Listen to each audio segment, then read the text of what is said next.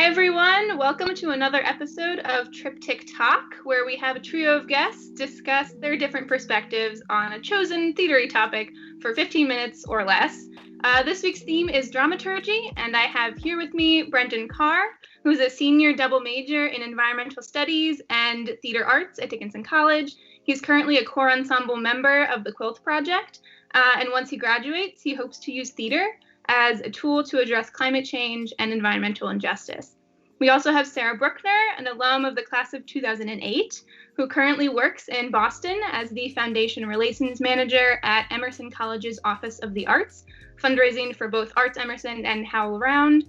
A freelance dramaturg, she received her MFA in dramaturgy from the American Repertory Theater and Moscow Art Theater School Institute for Advanced Theater Training at Harvard University, and a certificate in community-based theater from Cornerstone Theater's Summer Institute. And we also have Professor Karen Lordy-Kirkham, who is currently running the rather unusual study abroad program in Norwich this year.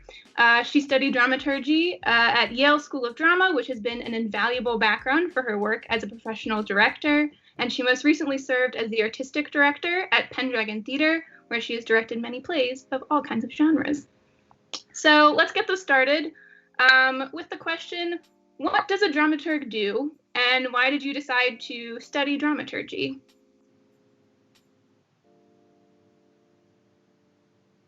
Maybe I'll take that on first. So I think one of the things I learned when I went to Yale to study dramaturgy is that all of us there studying dramaturgy really didn't know what it was. And so a lot of the initial time there was actually kind of figuring out what it was. And we were, I think, initially attracted to it because it seemed to be a place where you could learn lots about many aspects of theater, as well as doing a lot of academic and work that actually led to having practical application in the production process. And there you sort of had several different areas of dramaturgy. You could be a drama critic, or you could do drama literature, or you could do this production dramaturgy, which is where you would then study plays, work with the director, collaborate with the designers and the cast, and provide sort of background on all kinds of information needed to do the production in sort of a full way.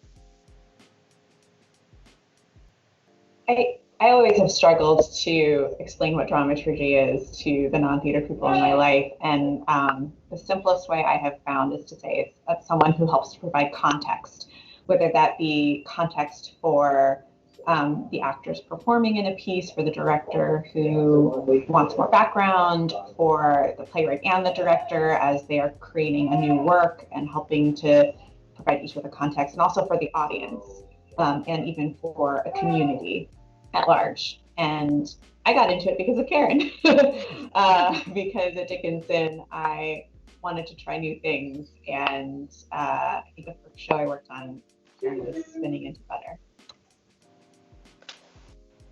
I like to think of dramaturgy as advocating for the play or for what the story or the play wants, and like Sarah was saying, how you can provide context. And I also got into dramaturgy because of Karen. I took Karen's dramaturgy class my sophomore year of college, and specifically I worked on Oh, What a Lovely War with like 14 other of my friends that were dramaturgs. And my project was on food and famine, and it was really fascinating to look at how the intricacies of like food appearing on stage or, you know, not being on stage, and how that reflected the famines that were happening during World War I.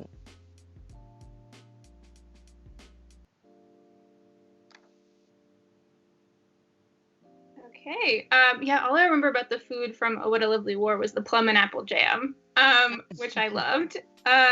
So next question. Oh, yeah, Karen? No, I think there's so many things I've been to in England here that may remind me of that play and dramaturgy, and I think about you, and I think, oh, he would love this.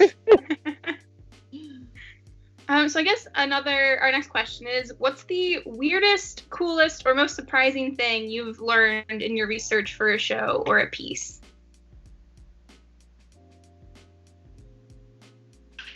This question made me realize I have a terrible memory. And I was trying to think of something, but what came to mind was maybe not weird, but I think is cool, which is that I was working on a new play a couple of years ago, and the playwright wanted one of the characters to be on the spectrum. She was thinking about a sibling, and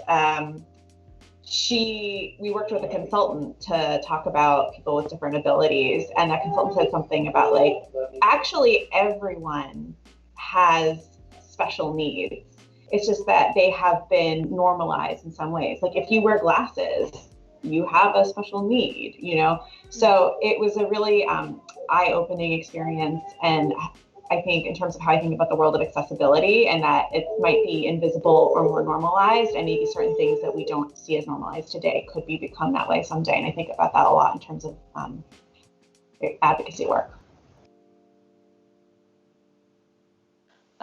One thing that I was thinking a lot about when you asked this question, Nina, was investigating immigration law when looking at Larry Shu's The Foreigner, which I worked on with my friend Justin for Pendragon Theater, and specifically just analyzing how immigration law has like ebbed and flowed along with immigrants in this country and who has been allowed to be in this country. And it very much informed why the play was written in the first place. Yeah, and I think I have the same thing with Sarah, is that it's really, there's so many interesting, and every play has just so many layers that you can explore as a dramaturg, that some seem more obvious than others. You know, and I think particularly even something like Shakespeare, I remember one line in a play that, you know, I was once an Irish rat, and you were like, what does that mean? You know, and so it's like the dramaturg has to kind of go digging, and sometimes you take your best guess because there's not really an answer, but you sort of like, this is what I think it is. And maybe I'll just dodge the question a little, but I will say there are two plays that I really remember fondly working on because they were sort of like these dramaturgical dream plays, because they're by writers that I think really, bring so much to the table. And that's like Tony Kushner, Angels in America. I mean, there's just so many layers there. And Tom Stoppard, I remember doing a play at Dickinson Arcadia, and learning a lot about landscape gardening and fractal theories and physics, and going to the physics professors and having them come and talk to the cast. And so I think part of the excitement for me as a dramaturg is also being able to reach out to people and have them become part of the process.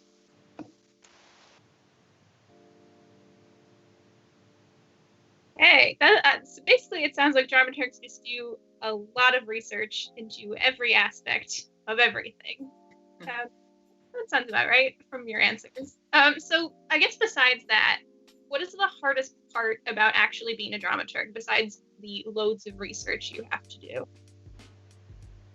Well, I think this is true also when I was talking to people about the hardest part of being an artistic director.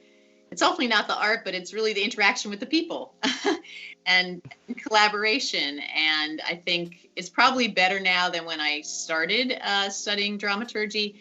But the idea of your role, that people are very protective of, I'm the director, or I'm the designer, or I'm the dramaturg. And I think some of the difficulty sometimes is not feeling like you're stepping on someone's toes, and being able to articulate your opinion without feeling like you have to sometimes as a dramaturg, speak in a language that doesn't threaten people or their artistic process. And so a lot of it is also learning how to speak in a way that you can be heard, and sort of being part of a collaborative team. Yeah, that's exactly what I was going to say, is building trust. In my organization, we talk a lot about moving at the speed of trust and how important that is. And it's really hard when you have limited time in terms of a rehearsal process. I think for a dramaturg, that is amplified in terms of your role if you're working on a new play with both a playwright and a director in the room and in the process, because then you're also sort of having to be kind of like a diplomat. It's wonderful when all three of you are working together, but also there are times where you're sort of the person who's kind of managing that relationship between the two, depending on the scenario. Going off of that, right now I've been writing a play with my friend Victoria called Simmering for the Quilt, which is happening on November 20th, I want to say. Hope that's right. And the biggest challenge with this for me has been kind of balancing my like playwriting, dramaturgical, and directing brains and trying to figure out kind of when to use what and when to ask somebody for help outside of the immediate circle. And I remember, Sarah, going off of what you said too, sitting in a rehearsal as a student dramaturg with the playwright Lanford Wilson on one side of me and then Marshall Mason, the director, on the other, and having one whisper to me something to whisper to the director, and then the director whispering to me to whisper to him. So I was literally in the middle of these two people. So, yes. Negotiation.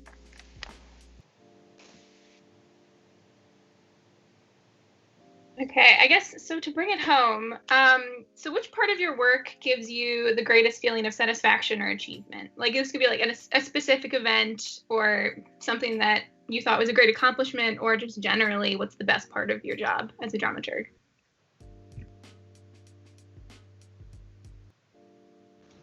I just really love, I really love working on new plays because I love feeling like I'm helping to nurture what the sort of the impetus or the creative seed in both the playwright and the director. And I think what I find most fulfilling is when really I feel like I'm really helping to like strengthen and refine it, and that, you know, because I think I've been on the other side of that too, where sometimes you're like a little too close to something and you just need that outside eye. So knowing that I've been able to do that successfully and become a trusted partner, that's what I find really fulfilling.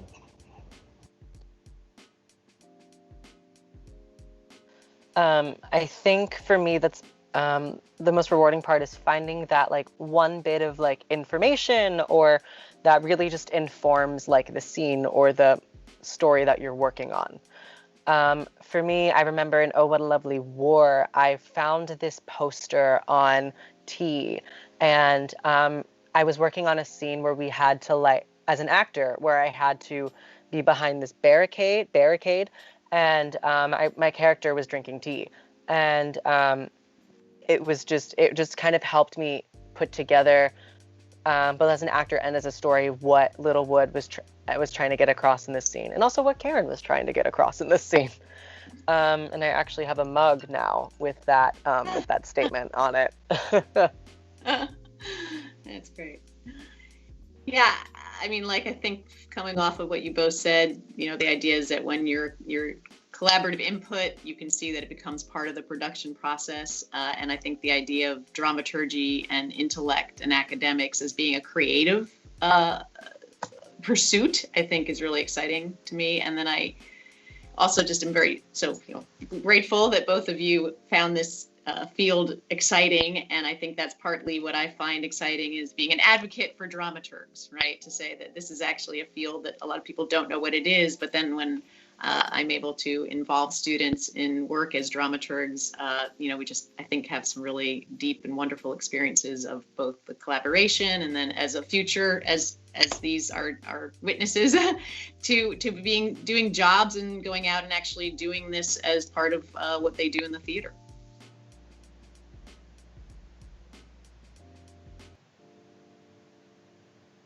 Okay, that is all the time that we have today for Triptych Talk. I just want to thank Sarah, Brendan, and Karen for joining us today. And I hope our viewers learned a little something about dramaturgy, feel inspired to try it out. I don't know. And join us next Wednesday at 6 o'clock on the dot on Facebook for another mini topic TBD, probably featuring Professor Sherry Harper-McCombs. So, Great to see everybody.